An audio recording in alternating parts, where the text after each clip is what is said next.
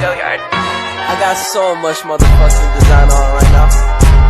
Break it down, bring it back, make it clap. I got 3 old thoughts, new block, where that thing. Bitches on my line, and you know they come strap, hold up. Assalamualaikum warahmatullahi wabarakatuh. Perkenalkan, nama saya Dinda Ayu Oktaviana, mahasiswi semester 3 dari kelas G dengan nomor NIM 228120121 dari Prodi Ekonomi Syariah. Maksud dan tujuan saya membuat video ini adalah untuk memenuhi tugas mandiri mata kuliah Ekonomi Makro Islam. Nah, di sini saya itu ingin menjelaskan lebih lanjut mengenai manajemen risiko pada bank syariah itu sendiri. Nah, apa sih manajemen risiko pada bank syariah? Untuk mengetahui lebih lanjutnya, yuk simak videonya sampai selesai. Nah, yang pertama itu ada pengertian risiko pada bank syariah. Risiko itu dapat didefinisikan sebagai suatu potensi terjadinya suatu peristiwa event yang dapat menimbulkan sebuah kerugian. Risiko yaitu suatu kemungkinan yang akan terjadi hasil yang tidak diinginkan atau hasil yang tidak sesuai dengan apa yang kita harapkan gitu, yang dapat menimbulkan kerugian apabila tidak diantisipasi serta tidak dikelola sebagaimana mestinya. Risiko dalam bidang perbankan merupakan suatu kejadian potensi baik yang perkirakan anticipation maupun yang tidak dapat diperkirakan, yang berdampak negatif pada pendapatan maupun pada permodalan bank itu sendiri, seperti itu. Terus manajemen risiko juga dapat diartikan sebagai rangkaian prosedur dan metodologi yang digunakan untuk mengidentifikasi, mengukur, memantau, dan mengendalikan risiko yang timbul dari kegiatan usaha dari bank itu sendiri. Nah, ada beberapa cara yang bisa kita lakukan gitu ya untuk mengidentifikasinya, yaitu yang pertama ada identifikasi dapat dilakukan analisa terhadap yang pertama karakteristik risiko yang melekat pada bank itu sendiri. Yang kedua, risiko dari produk dan kegiatan bank itu sendiri. Terus yang kedua itu pengukuran dapat dilakukan dengan cara evaluasi secara berkala gitu, secara bertahap kesesuaian asumsi, sumber data, dan prosedur yang digunakan untuk mengukur risiko itu sendiri. Dan ada juga penyempurnaan terhadap sistem pengukuran risiko apabila terdapat kegiatan dari usaha bank, produk transaksi, dan faktor risiko yang bersifat material. Terus yang ketiga itu pemantauan dapat dilakukan dengan cara melakukan evaluasi terhadap exposure risiko. Terus bisa juga dilakukan penyempurnaan proses pelaporan apabila terdapat perubahan kegiatan usaha bank, produk, transaksi, faktor risiko, teknologi informasi, dan sistem informasi yang bersifat material. Dan yang keempat itu ada pengendalian disesuaikan dengan exposure risiko maupun tingkat yang akan diambil dan toleransi risiko. Pengendalian risiko dapat dilakukan antara lain dengan cara mekanisme melindungi nilai, penerbitan garansi, sekuritas modal bank menyerap, seperti itu. Terus ada juga karakter manajemen risiko dalam Islam. Manajemen risiko dalam Islam itu apa sih? Manajemen risiko dalam bank Islam yaitu mempunyai karakter yang berbeda dengan bank konvensional, terutama karena adanya jenis-jenis risiko yang khas melekat pada bank-bank yang beroperasi secara syariah. Biasanya kan karena bank konven sama bank syariah itu sendiri kan udah beda juga ya prinsipnya, makanya kayak tujuannya gitu. Jadi mereka tuh punya khasnya sendiri gitu yang melekat dari bank syariah itu sendiri dan dari bank konvensional itu sendiri. Dengan kata lain, perbedaan mendasar antara bank Islam dengan bank konvensional itu bukan terletak pada bagaimana cara mengukur, melainkan pada apa yang dinilai. Adapun karakter manajemen risiko pada bank Islam yaitu yang pertama itu ada identifikasi risiko. Apa sih identifikasi risiko? Identifikasi risiko yang dilakukan dalam bank Islam itu tidak hanya mencakup berbagai risiko yang ada pada bank pada umumnya, melainkan juga meliputi risiko yang khas yang ada pada bank-bank syariah itu sendiri. Dalam hal ini, keunikan bank Islam terletak pada 6 hal. Yang pertama yaitu proses transaksi pembiayaan, yang kedua proses manajemen, yang ketiga sumber daya manusianya, terus yang keempat teknologi, yang kelima lingkungan sosial, dan yang terakhir yang keenam itu berdasarkan kerusakan yang terjadi yang disebabkan oleh itu. Terus ada juga yang kedua nih penilaian risiko. Penilaian risiko ini, keunikan bank Islam terlihat pada hubungan antara probability dan impact, atau bisa dikenal sebagai qualitative approach. Terus yang ketiga yaitu antisipasi risiko. Terutama ketika ada risiko yang terjadi, pasti kita harus mempunyai antisipasi nih. Antisipasi risikonya dalam bank Islam sendiri itu mempunyai tujuan untuk tindakan mencegah suatu hal yang negatif.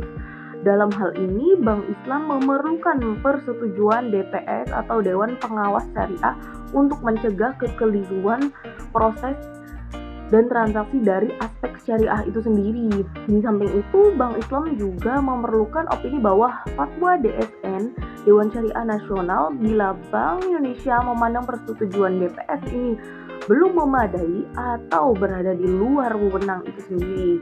Terus ada yang kedua ini detektif. Pengawasan dalam bank Islam meliputi dua aspek, yaitu aspek perbankan oleh Bank Indonesia itu sendiri dan aspek syariah oleh DPS atau Dewan Pengawas Syariah. Terus yang ketiga itu ada recovery.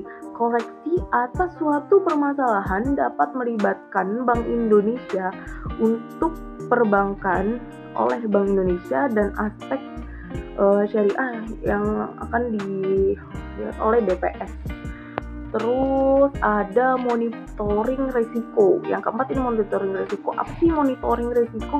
Monitoring risiko itu aktivitas dalam bank Islam tidak hanya meliputi manajemen bank Islamnya aja nih, tetapi juga melibatkan Dewan Pengawas Syariah.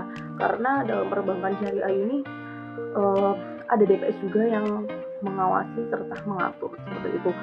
Terus selanjutnya yaitu ada jenis-jenis manajemen risiko pada bank syariah ya. Kesuksesan dalam mengelola risiko itu sendiri bisa tercapai dengan cara menguasai risiko itu sendiri yang mempunyai sifat dinamis, yang menunjukkan sifat dinamis bahwa risiko ini itu bisa muncul kapan saja gitu, yaitu sebelum, ketika, dan setelah pengambilan keputusan dengan risiko yang pastinya berbeda-beda gitu kan ya. Terus sebagai contoh pada kasus pengambilan keputusan untuk menyetujui atau tidak, jadi disetujui atau tidak nih untuk pembiayaan yang diajukan oleh calon nasabah itu sendiri. Setiap keputusan baik menyetujui ataupun tidak menyetujui atau menolak proposal pembiayaan tersebut mempunyai risikonya masing-masing nih teman-teman. Apabila menolak pengajuan proposal, terdapat kemungkinan lembaga keuangan akan menghadapi risiko kehilangan nasabah. Kok bisa ya? Karena potensial, dan apabila menunjukkan proposal yang diajukan oleh calon nasabah itu tidak menjamin juga bahwa lembaga keuangan terjamin keselamatannya sampai dengan akhir masa pembayaran maksudnya sampai akhir masa pembiayaan itu sendiri. Tetapi terdapat kemungkinan juga nih lembaga keuangan itu akan menghadapi risiko bahwa nasabah yang dibiayai bukanlah nasabah yang amanah. dan dapat menjalankan kerjasama pembiayaan dengan profesional. Karena kan maksud kita tuh nggak semua nasabah itu amanah ya, dapat dipercaya, dan nggak semua nasabah itu dapat bekerja sama dengan baik nih dengan bank syariah itu sendiri. Terus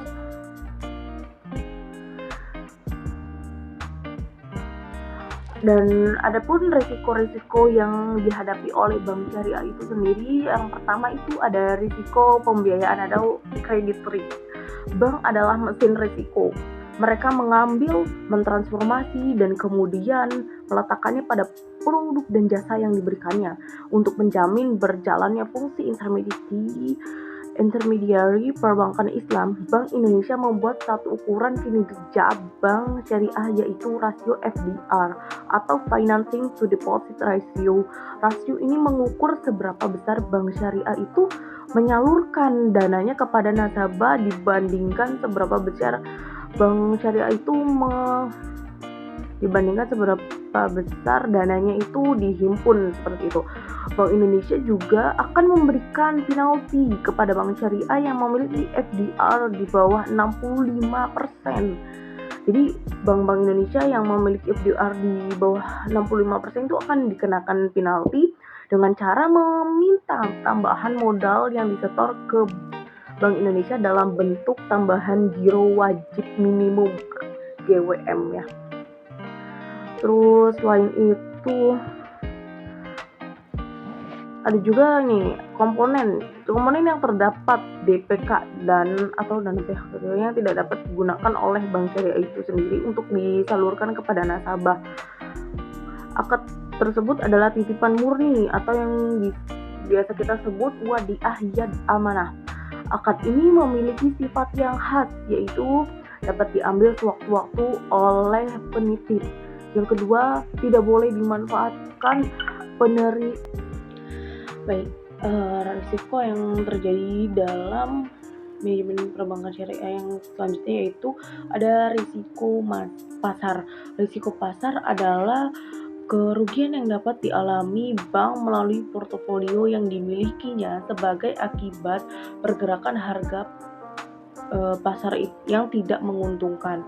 Terus yang ketiga itu ada risiko likuiditas. Apa sih risiko likuiditas? Likuiditas secara umum dapat didefinisikan sebagai kemampuan bank untuk dapat risiko likuiditas itu secara umum dapat didefinisikan sebagai kemampuan bank untuk dapat memenuhi kebutuhan dana dengan segera dan dengan biaya yang normal. Terus yang keempat itu ada risiko operasional. Risiko operasional adalah risiko akibat kurangnya sistem informasi atau sistem pengawasan internal yang akan menghasilkan kerugian yang tidak diharapkan oleh bank. Terus yang kelima itu ada risiko hukum. Risiko hukum adalah terkait dengan risiko yang menanggung kerugian sebagai akibat adanya tuntutan hukum, kelemahan dalam aspek legal atau yuridis.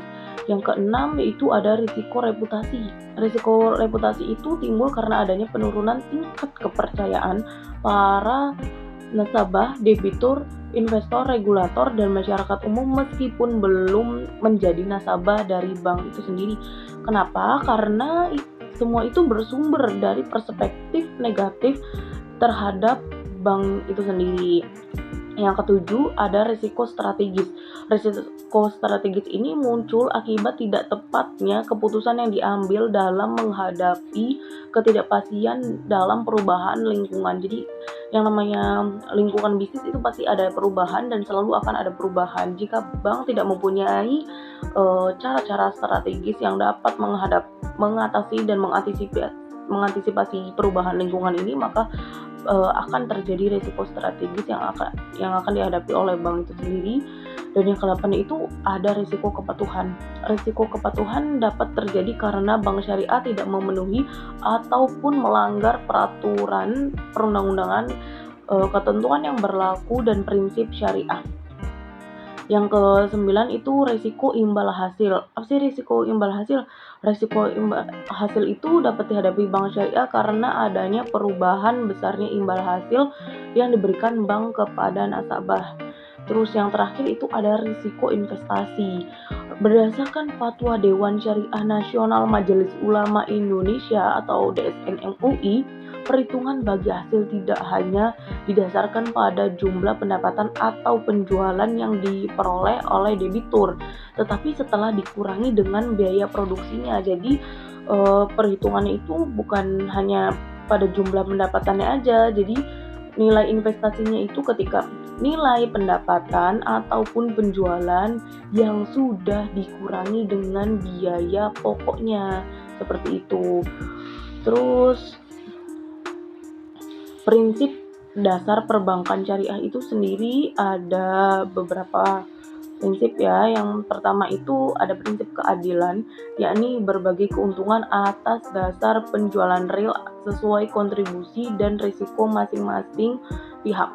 Yang kedua, kemitraan, yang berarti posisi nasabah atau investor penyimpan dana itu dan pengguna dana serta lembaga keuangan itu sendiri sejajar sebagai mitra usaha yang saling bersinergi untuk memperoleh keuntungan.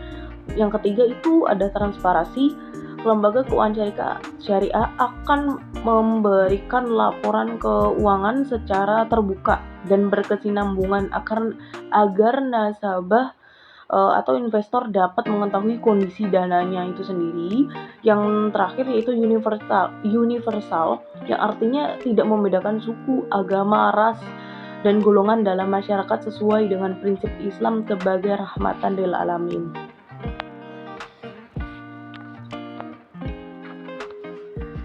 Mungkin sekian materi yang dapat saya sampaikan. Kurang-kurangnya mohon maaf, dan apabila ada kesalahan kata ataupun penjelasan yang kurang jelas juga mohon dimaafkan. Cukup sekian penjelasan materi dari saya. Terima kasih banyak. Wassalamualaikum warahmatullahi wabarakatuh.